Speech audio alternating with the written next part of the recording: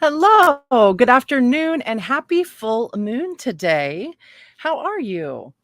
So, I just got back from another energy healing session, and it was good. I had a really busy head again this morning, more confrontational conversations that went not good. Um, but I'm thankful they were had. You know what I mean? So, that's what that is. So, I'm ready for some more reading today, and I'm feeling more relaxed after that whole energy session too. So I'm thankful about that. So yeah, Ray Grasse, where is that one? That one's right here. Today we're going to be getting back into the waking dream, unlocking the symbolic language of our lives by Ray Grasse, and we're into chapter 7. And this is called Life as Guru. So hey buddy, good to see you. Good afternoon. I just got back from that sound healing. It was good. I had a really busy head this morning, Mango. Yeah, some really uncomfortable conversation. It was, yeah. But I feel pretty good right now, and I'm thankful for that. It's okay if people think I'm delusional. It's okay. Um, so you know what? Do I look really orange? I changed the color on my light. Do you think? Should I just leave it? Do I look really orange? Hey, cool gamer. Do you guys think I look orange? Oh my gosh. So, okay, let me get this Nexigo thing up here so I can zoom in and show you this really cool picture. It does bring like some momentous feelings to me. It also, it looks like a tarot card, of course. Boop.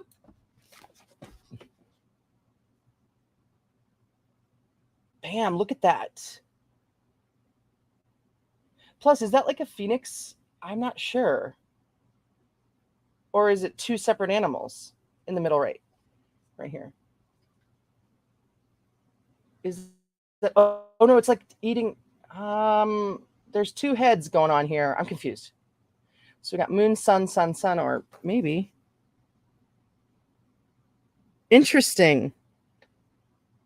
I'm going to count those birds. I want to know how many there are.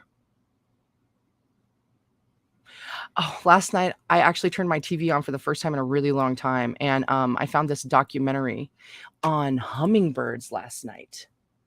They're like little robots, dude, the way they can spindle around up in the air. Amrita! Yay! Awesome. Welcome back. Hey. So right, 1, 2, 3, 4, 5, 6, 7, 8, 9, 10 bird. I caught the 10, 10, 11, 11, and 12, 12 today. So chapter 7, Life as Guru. There's a divinity that shapes our ends. Rough hew them how we will. Rough hew. It's just like not hewn, but hew. Rough hew them. It's like a dash, ROUGH-HEW. Oh, this is Shakespeare from Hamlet. There's a divinity that shapes our ends. Rough hew them how we will.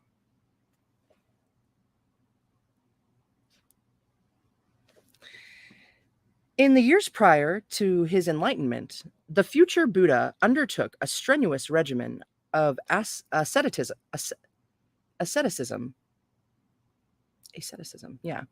in the hope of attaining ultimate spiritual freedom.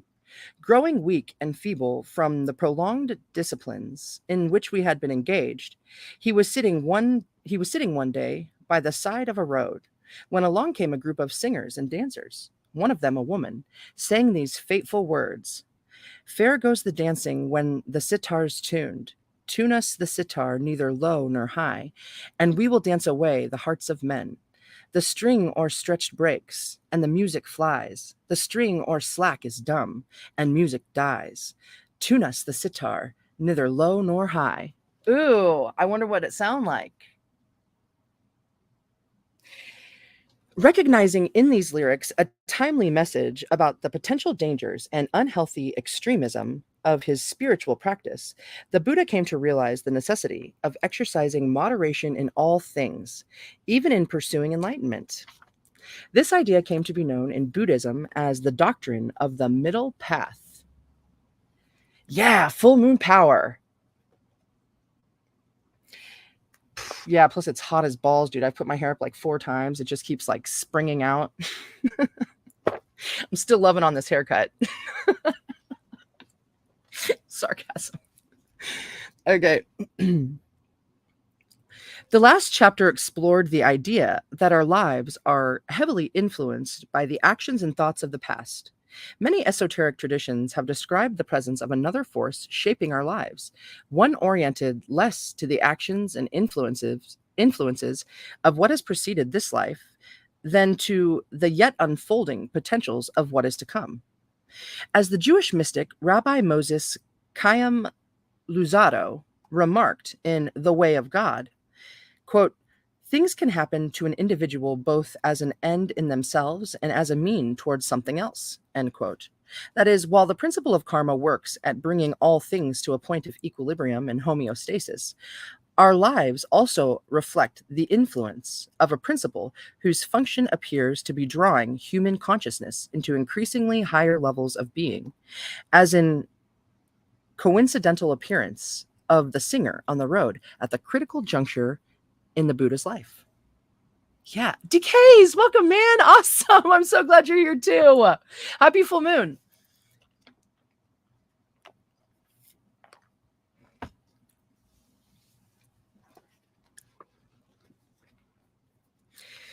In ancient Greece, this principle found its supreme expression in the concept of telos, T-E-L-O-S, the tendency of things to progress toward an end goal.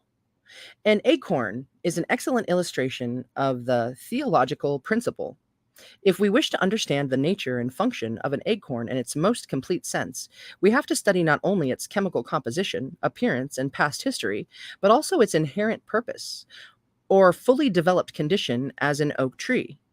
In a sense, the condition of oak treeness could be thought of as the telos or end goal of the acorn, which pulls it forward in its evolution toward higher stages of development. Ooh, I like that.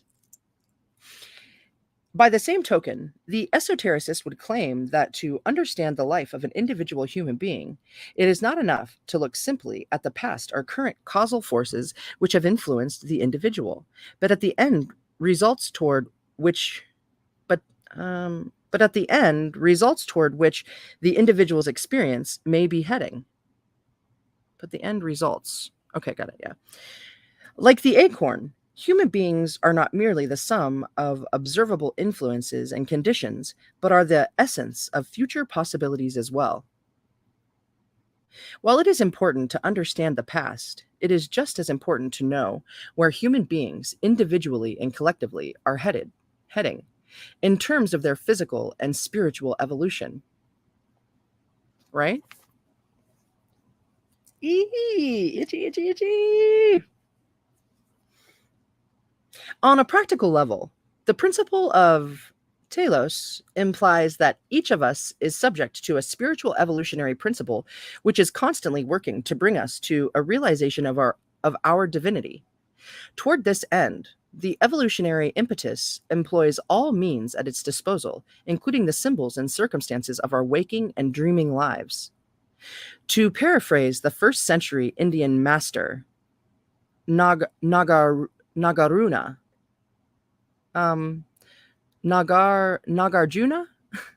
Nagarjuna, the enlightened beings are everywhere, just waiting for sentient beings ripe for spiritual guidance. When an appropriate moment comes, they can manifest as animals, objects, lovers, thieves, spiritual masters, or whatever may be needed to push or pull beings toward a higher state of spiritual development. One finds expressions of this principle in all major religious traditions. In Buddhism, for instance, we have already seen the example of the Buddha and the passing singer. Yet another famous instance of this principle from the Buddha's life occurs in the famous story of the 4 passing sights. And then we're going to listen to this story. It's in italics. Having been born the son of a princely house, the young Gautama's father had wished to see his son grow up to become a great king. Wishing to shield his son from the disillusionment of the outside world, he ordered that his son be kept from beholding any sign of the sorrowful aspects of life. Shoot, I think I've read this story before. Growing increasingly restless with his sheltered existence, however, the future Buddha decided to venture out into the world beyond his father's walls, where during the course of his excursions he beheld four sights which changed his life forever. First, he saw an old man, then a person riddled with disease, then a dead body, and finally, an ascetic sage. An ascetic sage who had renounced the world, like asceticism, ascetic. I'm looking it up.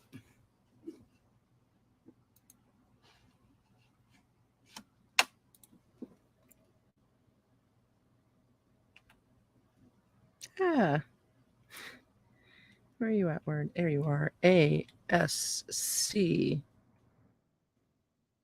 Balls. ETIC. What is like aestheticism? I'm going to just do the whole thing. Aesthetic sage. Let's see if we got it. No. Embattled aesthetic sage. Examines. Okay, so I understand then. Back to the YouTubes. Hey, Steve, welcome in. Awesome, dude. Hey, happy full moon, man. The riddle of the Sphinx. Okay, so aesthetic sage who had renounced the world, witnessing these signs in consecutive order, served to awaken him to the transitory nature of life, while simultaneously quickening his desire for spiritual insight and liberation. To the Buddhist, this succession of images was not accidental, but rather a meaningful expression of the all-pervading genius of life, which, as indologist Henrik Zimmer put it, is broadcasting all possible initiations, revelations, and messages at all times. Indologist. Let's find out though, right? I don't know what it means. Do you guys think I look orange? I changed the color on the light. Mother of pearls. There we Indologist.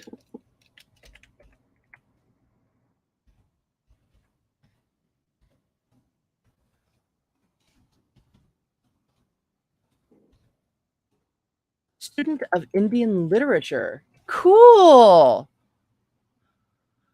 History and philosophy.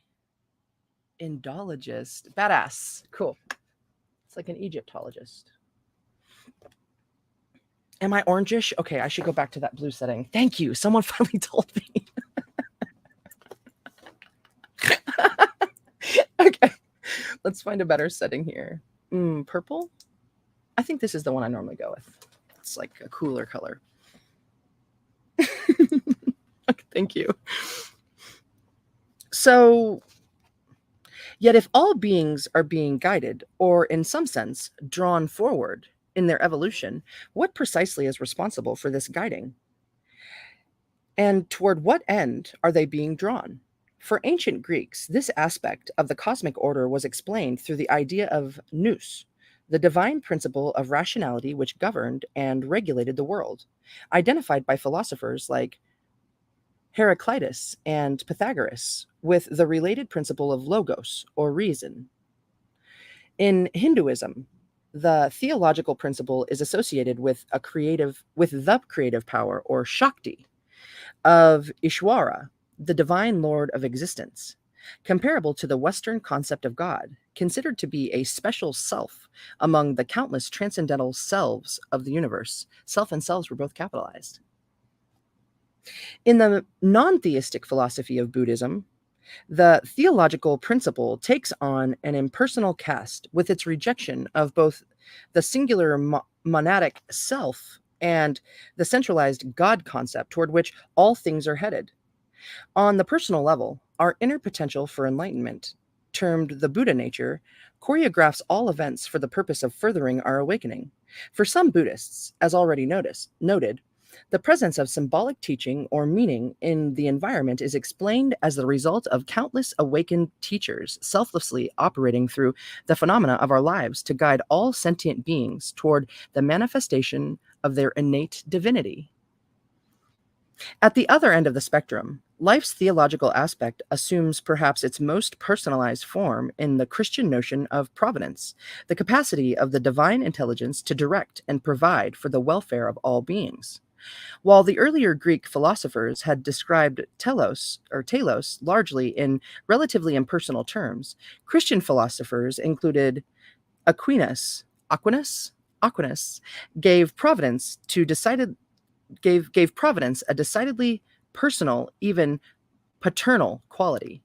For Christians, providence derived from a benevolent Father in heaven whose concern extended even to the falling of a sparrow, and whose influence upon creation and its creatures was a relatively creative affair, unfettered by the limitations of a universal fate or abstract laws, as had so often constrained the gods of antiquity. Wait. Unfettered by the limitations of a universal fate or abstract law, as had so often constrained the gods of antiquity.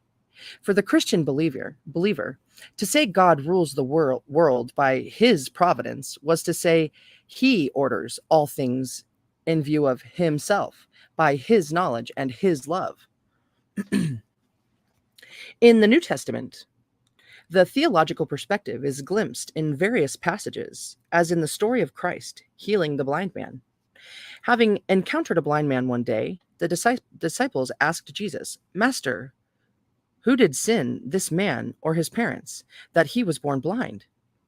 To which Jesus replied, "Neither hath this man sinned nor his parents, but what the works of God should be made manifest in him." John 9:3. In other words, the blind man's condition cannot simply be viewed as the result of past causes or karma, but as the working of a greater long-range design. As a result of being healed, the man experienced a life-changing conversion to Christ's teachings, with the healing simultaneously serving as a metaphor for others of Christ's purpose in the world. Quote, "I have come for the judgment of this world, so that those who cannot see may see," Jesus said, or that's end quote, Jesus said, John 9:39. Thus, one man's state of health is shown to play a vital role in the spiritual design of his life, as well as in the lives of those around him. The teachings of ordinary life.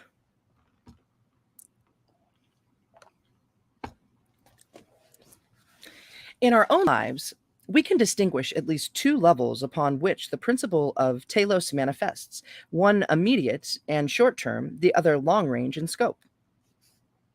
In its narrow form, the purposive principle of life can express itself through any events that serve the function of guiding us toward higher levels of learning and spiritual awakening. Who has not, at one time or another, encountered a situation or person who we later realized had the effect of initiating us into an important new stage of personal growth?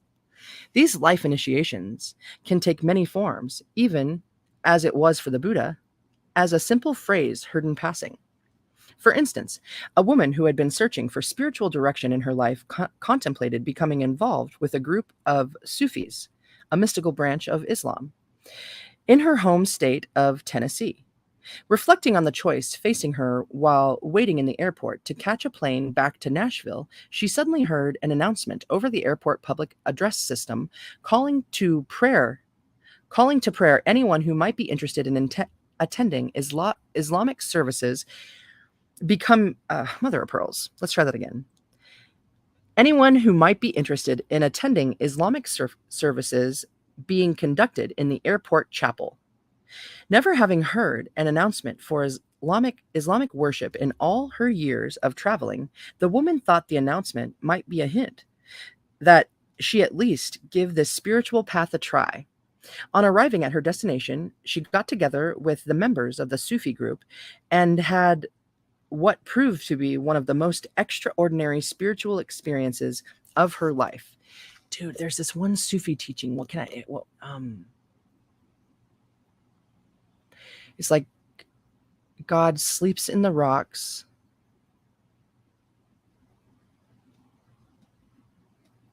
Dreams in the flowers. So what's the animals? I don't know what it is in the animals. Is it something in the animals? Feels in the animals, and in man, God awakens. It's like an old Sufi teaching, which I botched. Okay. The theological principle may also appear to us on rare occasion through seemingly miraculous events or confluences of circumstance. A man described to me the period in his younger years when he was, in his own words, unencumbered by feelings of compassion or sympathy for the underprivileged and less fortunate of the world, being more concerned with looking out for his own interests. One stormy night, while driving through a wooded area, he was startled to see what appeared to be a globe of ball lightning floating across the road several hundred feet ahead of his car. He slowed down and watched as it continued to slow glide off the highway and into an unmarked, muddy side road, where it suddenly exploded in a noiseless flash. Surprised, but being of a scientific bent, the man decided to pull off and look more closely at this spot to see if there were any residual traces of this remarkable phenomena. As he drove down the side road, he noticed a car with no occupants, apparently stranded. Oh, with two occupants, apparently stranded. Inside, he found a woman and her mentally impaired son who was seriously ill at the moment and in immediate need of medical attention. As a result of the light on the road, the man arrived at the most opportune moment for performing a humanitarian service. He drove the mother and her son to the nearest hospital, where the young man received life-saving treatment. This entire set of circumstances, especially having saved a young man's life, had a life-changing impact on the man's attitudes and direction. The event served as a catalyst for his learning to be more compassionate and eventually led to his becoming involved in volunteer work in his local community. Far more commonly, however, the great initiations in our lives take a more modest or prosaic form, sometimes even a compelling crisis or tragedy that serves to awaken important insights or dormant abilities. As the poet Rainer Maria Rilke wrote, "The purpose of life is to be defeated by greater and greater things." And that was the end of the quote. For some, this can take the form of a failure in one's professional life. Suppose a man has risen to a partnership in his law firm, all the while becoming increasingly filled with pride and self-interest. For such a person, a fall from grace, precipitated by a scandal, might bring about a much-needed collapse of the shallow values which had obscured his spiritual vision, paved the way for the birth of a more spiritual sensibility. As mystics have long realized, and as Carl Jung echoed in modern times, a victory of the spirit often takes the form of a defeat for the ego. Many of the greatest advances in the life of the soul arise in conjunction with developments that, by worldly standards, represent great tragedies or failures. Yeah, I guess I just feel really thankful for how all of the bullshit that's gone down in the last couple of years has really helped me understand my real boundaries, right? And yeah, if you don't then you just keep going along with everything, and to the point where maybe we like just break our hearts, right? Yeah, the tragedies and failures, because man, I mean, I'm so pumped about the future and stuff. Man, this full moon energy, I think I'm gonna, I don't know if I'm gonna film it or not. I have thought about it a lot today, but I'm gonna do a releasing ritual, and I thought maybe, maybe people might want to know what it is that I like to do on the full moon. Yeah, I think this is going to be the fifth one that I've done now. I'm going to actually burn a black candle tonight too, to like really work through some heavier emotions. Okay.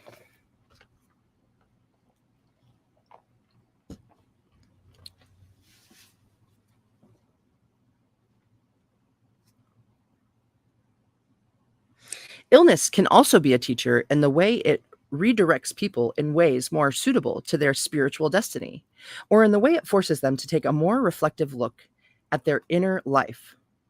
A striking example of this from Western history is the life of Saint Francis of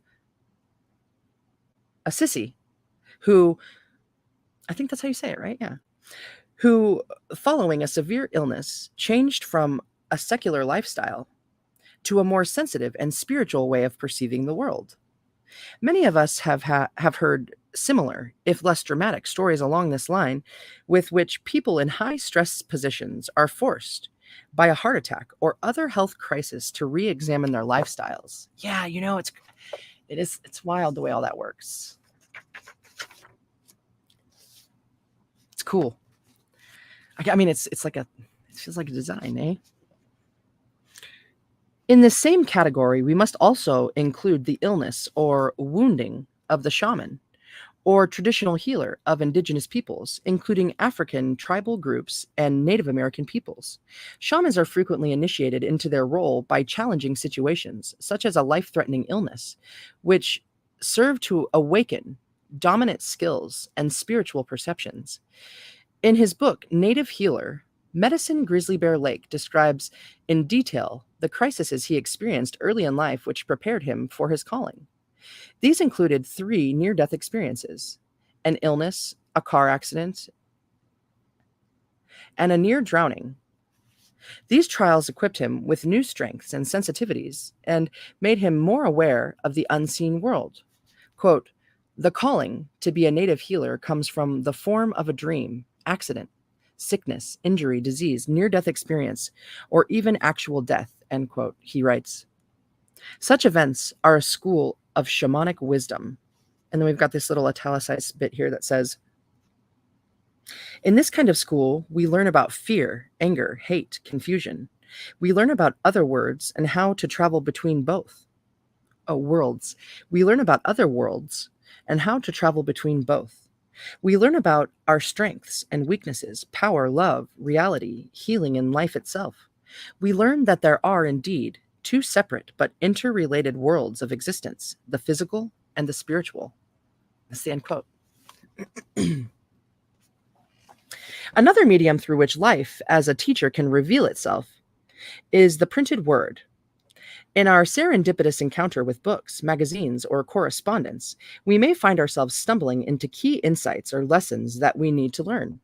The late poet and Zen writer Paul Reps was fond of relating how his introduction into Eastern mysticism occurred while sitting in the New York Public Library reading a book on Western philosophy.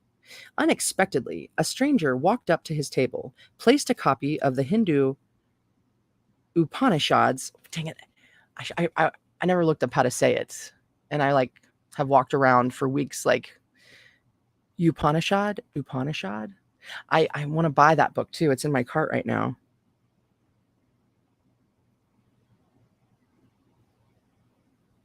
Hey, let's look up how we say it.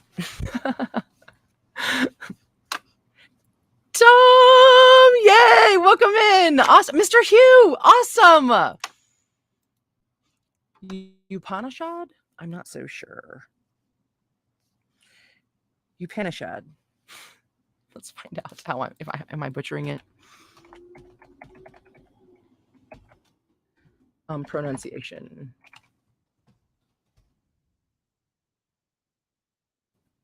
Upanishads. Okay, great. Very good. All right. Unexpectedly, a stranger walked up to his table, placed a copy of the Hindu Upanishads in front of him, and walked away, never to be seen again. This singular event initiated Rep's lifelong involvement with Eastern philosophy and religion. Badass. Writer Arthur Koestler coined the term, it's Koestler, coined the term library angel to describe this common phenomenon. in which a book suddenly presents itself in our lives by falling off a shelf or by unexpectedly being given to us exactly when we are most in need of the information it holds. Yeah, just like, what's that book? Mastery of Self? Yeah, The Mastery of Self.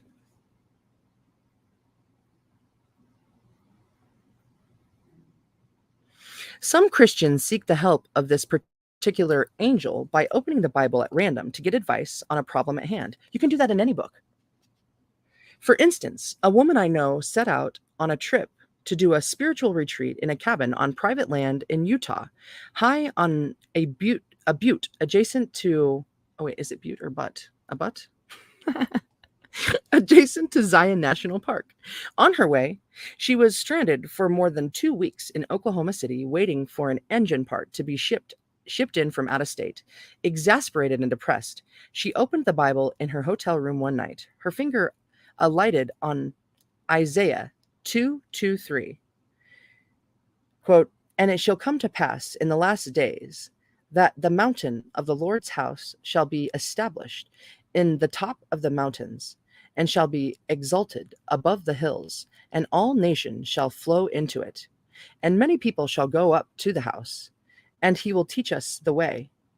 For out of Zion shall go forth the law." End quote. Startled and encouraged by this message, she persevered in her efforts to reach her own mountain in Zion. A similar but more momentous example occurred in the life of the great Latin scholar, Petrarch, Petrarch, Petrarch, balls. In 1336, armed with a copy of St. Augustine's Confessions. I love St. Augustine in Florida. We were just talking about that this week. Petrarch set off to ascend Mount Ventoux, T-O-U-X,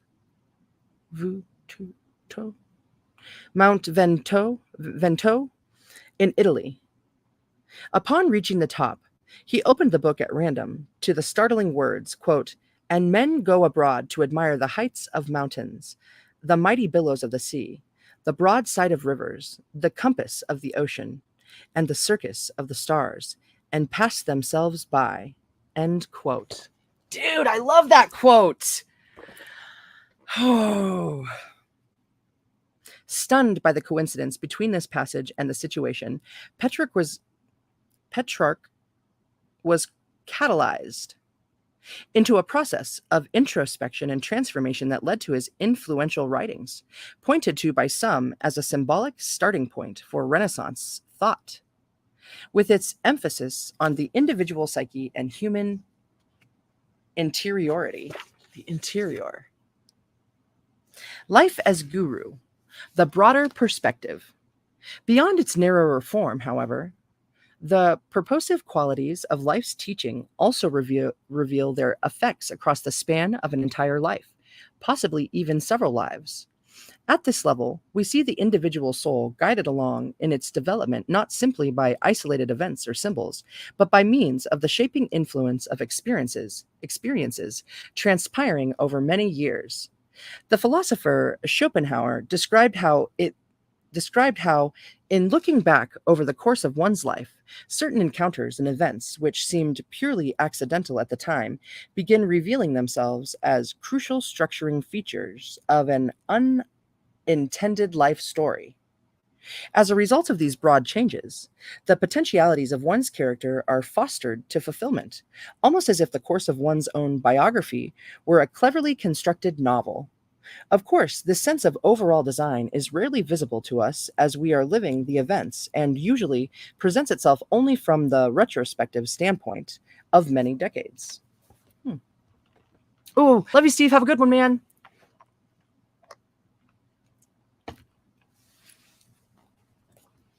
Jungian psychologist Edward C. Whitmont has suggested a similar perspective on how we might look at traumatic events in childhood.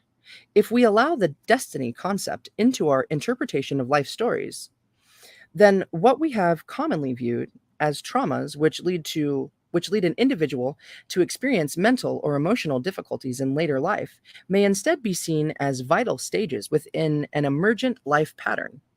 Traumatic events of childhood, which we associate with the genesis of neurosis or psychosis, and therefore regard as quasi-accidental or avoidable under ideal circumstances, may perhaps be seen as essential landmarks in the actualization of a pattern of wholeness. He goes on to liken the unfoldment of life conditions to the stages of a Greek tragedy. In Act 1, the basic conditions which establish the foundation of the entire story are set. In Act 2, challenges or misfortunes are introduced into the setting, while in Act 3, the challenge is brought to a final resolution. Now, although the misfortunes of the second act can be viewed in terms of cause and effect dynamics arising out of Act 1, from the standpoint of the greater storyline, they may also be seen as necessary stages in a pattern of growth not readily apparent until the final act of the play. Similarly, Whitmont suggests that the challenges which arise early in our lives may compel us toward modes of action whose purpose lies within a broader developmental design, provided we are capable of bringing emotional awareness and insight to the larger issues raised by those earlier stages. History provides us with many colorful examples which illustrate the influence of uh, mm, mm, tel, teleological principles of action. Teleological. Teleological. Let's find out. Upanishads. Teleological.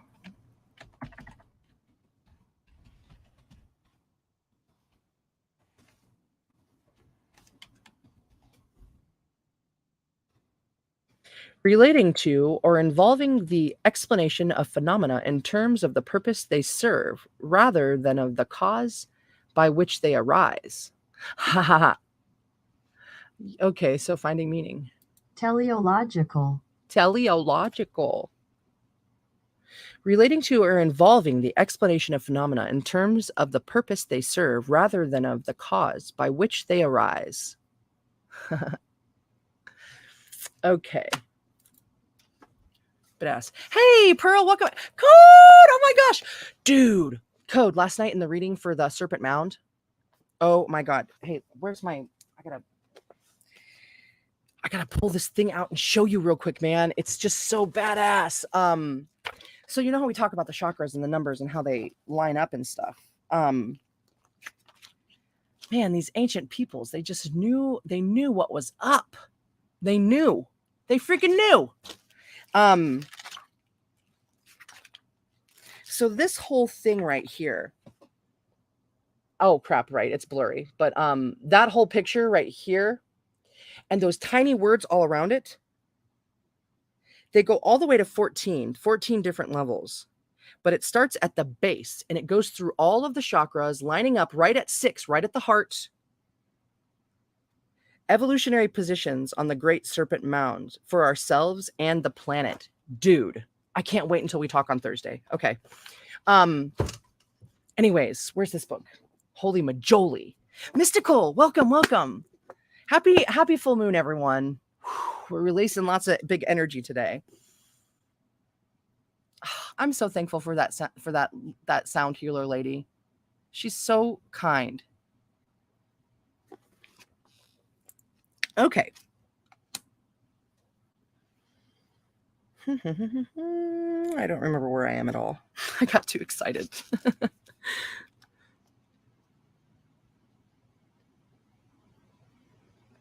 Oh, I looked a word up, right? Yeah, teleological.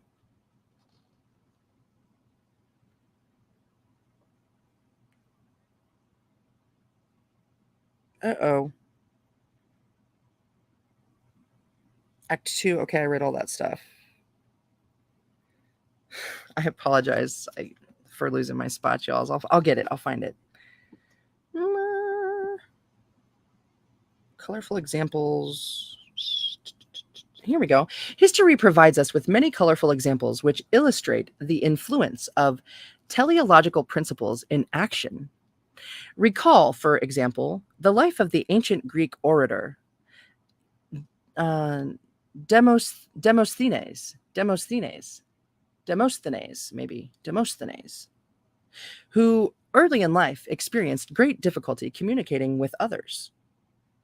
Through the process of struggling to overcome his own inherent limitations, involving such practices as shouting into the surf and learning to enunciate with mouthfuls of pebbles, he eventually succeeded in becoming one of history's greatest elocutionists.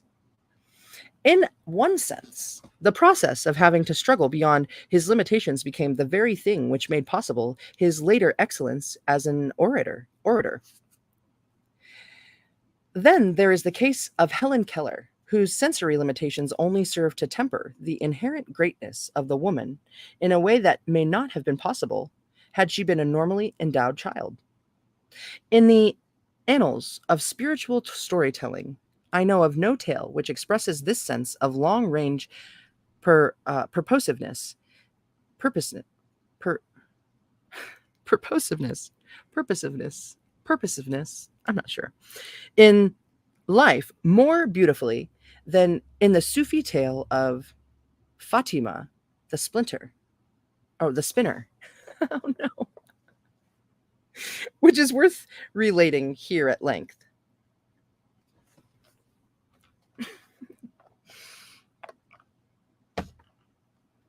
Once upon a distant time, there was a young woman named Fatima, who was the daughter of a prosperous spinner. One day, her father asked her to go on a long journey to an island across the sea where he was to do business. While there, he thought perhaps she would find herself a husband. Along the way, however, a great storm blew up, dashing the ship against the rocks and killing the father. Fatima found herself half conscious, washed up on the shore, with little memory of her past. Destitute and suffering from exposure, a family of clothmakers found her and, taking pity on her, invited her into their home. There she lived for 2 years, learning the skills of their trade. One day, a band of slave traders invaded the family's dwelling, taking Fatima and her new companions to Istanbul, where she was to be sold as a slave.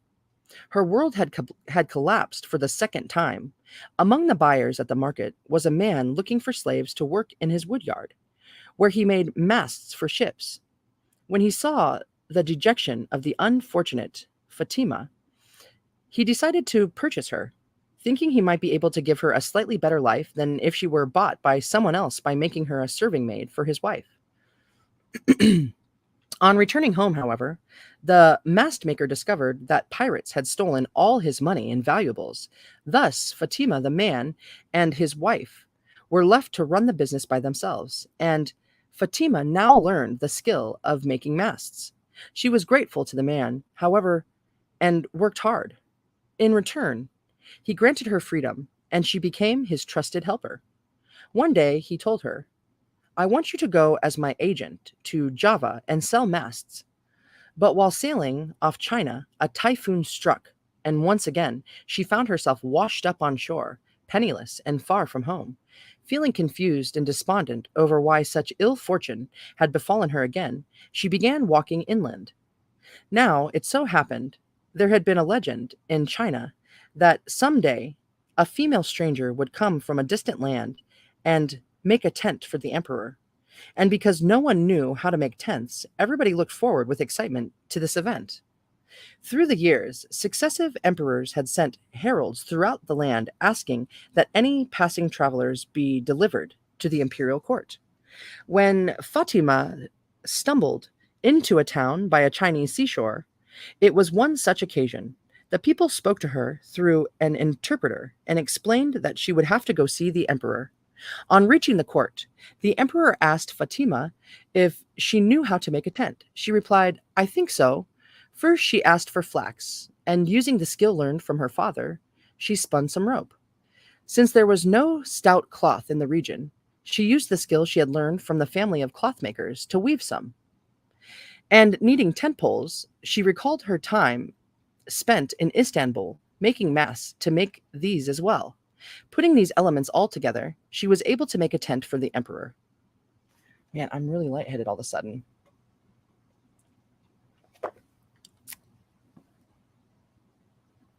Weird.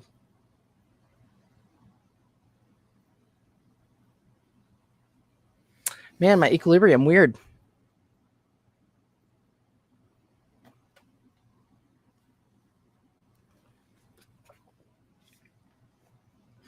Delighted, the emperor offered her the fulfillment of any wish she might have. She chose to live in China, where she eventually met and married a handsome prince. There she remained in happiness, surrounded by children until the end of her days. In this tale, we see how one individual's repeated encounters with apparent tragedy actually proved essential to the fulfillment of a greater destiny, with each skill or lesson learned along the way eventually serving this final end. Note the note the close similarly of the lead character's name. Close. Note the close similarity of the lead character's name with our word for fate. That a specifically royal marriage results from Fatima's misfortunes tips us to the fact we are dealing here with archetypal symbols. A royal marriage is one of the perennial employed esoteric images for enlightenment or spiritual fulfillment. In its broader meaning, this story speaks to the intricate evolutionary design underlying each of our lives as we move toward our own royal image, the union of opposites implicit with spiritual self-realization. Seen in a larger context, the twists and turns of fortune that impact each of us make sense only when seen against the backdrop of our long-range spiritual development. To be sure, this philosophical viewpoint opens itself to obvious questions and concerns, recalling Voltaire's broadside against natively providential thinking in Candide, Candide, and Candid. Quote, all is for the best in the best of all possible worlds, end quote. After all, where is the design behind the child dying of starvation in Africa or the divine purpose in the story of a good person turned to a life of crime? And what providential energy would be responsible for the loving father murdered by a terrorist? It is just as obvious that the notion of design in an individual's life may not always mean a specifically spiritual design. For even though all lives are in some sense appropriate to the characters of those experiencing them, often these do not display any obvious sense of evolutionary spiritual direction. The events in Hitler's early life, including his failure as an artist and numerous close calls with death, may be said to exhibit a certain fatedness in their unfoldment, yet one could hardly call this an evolutionary or spiritual pattern. For the esotericist, however, such problems are perhaps best understood when seen in the framework of reincarnation. That is, while the spiritual dimension of life purposiveness may not purposiveness, I'm not sure how to say that, but even though I understand what it means, may not always be obvious within the context of a single lifetime. Over the course of many lives, the seeming detours and cul-de-sacs of destiny take on far different significance as integral stages in a much greater journey of evolution. As mystics have been careful to stress, the higher self, that wasn't in parentheses, it was actually just capitalized. The higher self perceives with a very different sense of time than the surface ego and evolves in terms of spiritual growth over eons of time rather than the 70 or 80 years of a single human life. As one example of this, the famed authority on death and dying, Elizabeth Kubler-Ross, tells the story of a conversation she says she had with a non-physical being she describes as one of her guides. The guide told Kubler-Ross, quote, when I'm born again to a human body, I want to die of starvation as a child, end quote. Never one to believe in the ennobling effects of suffering, Kubler-Ross responded with brutal frankness, quote, "You choose to be born to die of starvation? What kind of idiot are you?" End quote. To which her guide remarked, with great love, quote, "Elizabeth, it would enhance my compassion," end quote.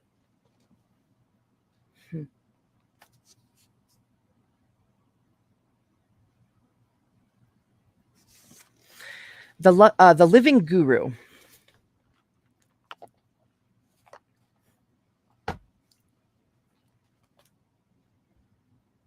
Of all forms through which the principle of spiritual evolution can express itself, perhaps the most direct is through the figure of the living spiritual teacher or guru.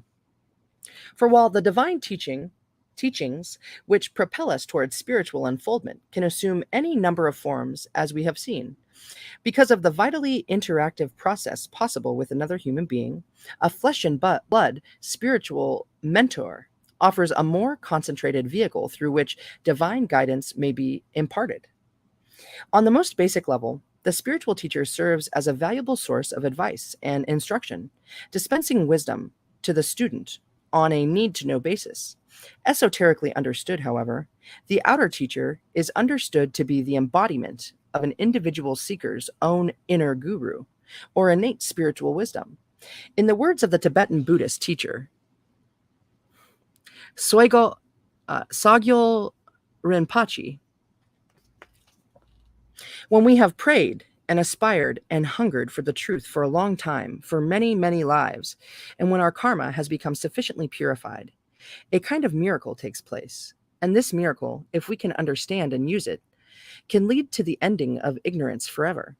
The inner teacher, who has been with us always, manifests in the form of the outer teacher, whom, almost as if by magic, we actually encounter. This encounter is the most important for any lifetime. Who is this outer teacher? None other than the embodiment and voice and representative of our inner teacher. The master whose human shape and human voice and wisdom we come to love with a love deeper than any other in our lives is none other than the external manifestation of the mystery of our own inner truth. That was that. Through the mirror of our outer guru or spiritual teacher, we are introduced to the truth of our own higher self. Through his or her example, we see a mirror image of our highest nature in concrete form, and thereby may discern the direction we need to follow in terms of compassion, wisdom, and balance. In a form of practice broadly referred to as guru yoga, every action or interaction with the guru may be contemplated for the important insight it offers into the lessons one is struggling to learn. However, precisely because the teacher is the divine mirror through which we see ourselves, he or she may also serve to highlight all that is less than fully pure or spiritually refined in ourselves. Some would argue the chief value of a living master is his or her laser-like ability to highlight our least spiritual aspects in a way not possible in interaction with a symbolic representation of spiritual wisdom, such as a book of scriptures. As the controversial Western guru Da Free John once summed it up, quote, "Dead gurus don't kick ass," end quote. For this reason, even the most disillusioning encounter with a teacher or guru can hold great value in teaching us vital lessons about ourselves. For instance, consider the case of someone who studies under a teacher who demands unquestioning obedience and servitude, leaving no room for independent thought or decision-making. Later, this person discovers that the guru is selfishly using his students for personal ends. Even here, there may be important insights for the student, if only in dramatizing the dangers of being overly naive or of locating the source of divine guidance so completely outside himself. However painful such a tragic awakening, the teacher's flaws could still serve the ultimate end of bringing the student closer to divine truth.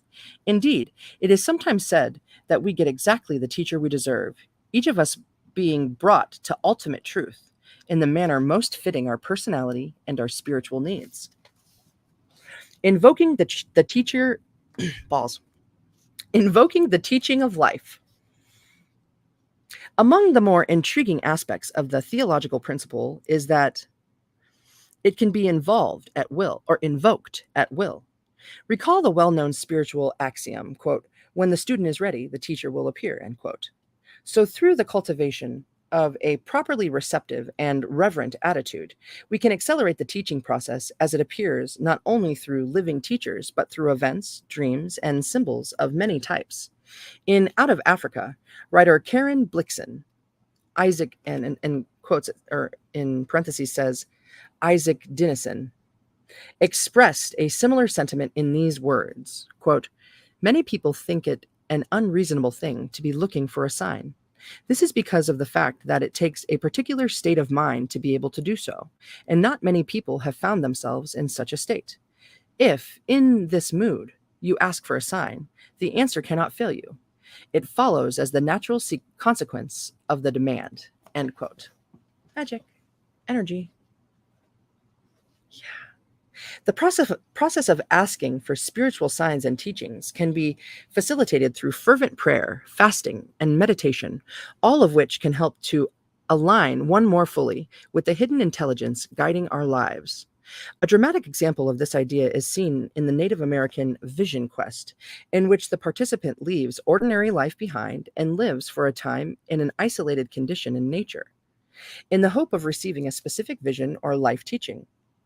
Though it is commonly believed the sought revelation must take the form of an actual vision of some sort, it can just as easily take the form of a dramatic natural event or synchronistic happening involving an animal, object, or process of nature.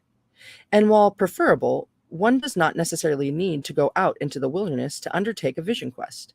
The cultivation of a spirit and receptivity, the cultivation of a spirit and the spirit of receptivity, unexpected and unconventional symbolic form.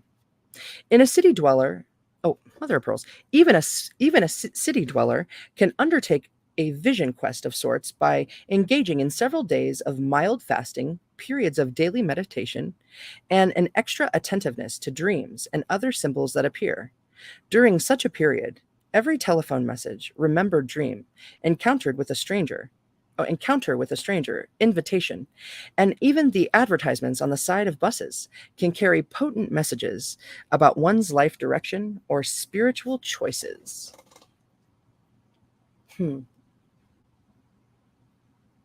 In summary, the evolutionary principle which propels us towards spiritual unfoldment draws not only on the qualities of the present moment, but on the influences of both past and future. If we liken our life drama to a kind of script, ours is a story comprised of karmic factors from an earlier time, along with the purposive influences of future personalities. Oh, mother of pearls. I'm really striking out here. Ours is a story comprised of karmic factors from an earlier time, along with the purposive influences of future potentialities. Like the acorn, which is both a product of past influences, genetic, environmental, and chemical conditions, and future influences, or coded biological potentialities, our own lives and circumstances represent a meshing of both past and future influences, seen in the symbols arising within ordinary experience. These interact in a dialectic process to reweave the legacies of past karma with the possibilities of future imperatives, drawing us ever closer to the enlightened realization of self. Boom. Awesome. So we made it. Very good. Just about 1 hour. Perfect timing. All right, everyone. I love yous. I wish you wonderful full moons the rest of this day. That energy is, still really strong. It still will be for some days, right? And if I don't see you tonight sometime, I'll probably see you tomorrow.